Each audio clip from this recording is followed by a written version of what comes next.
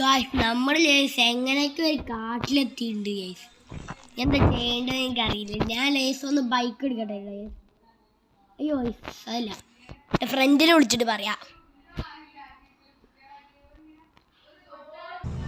Guys ഇപ്പം എൻ്റെ front കൊടുത്തുള്ള മറ്റേ ഈ ബൈക്കാണ് ഗൈസ്. മുന്നിലെന്തോ ഒരു ജിറാഫ് അല്ല ഗൈസ്, സോറി കേട്ടോ ഗൈസ്. മറ്റേ നമ്മൾ ഇതല്ലേ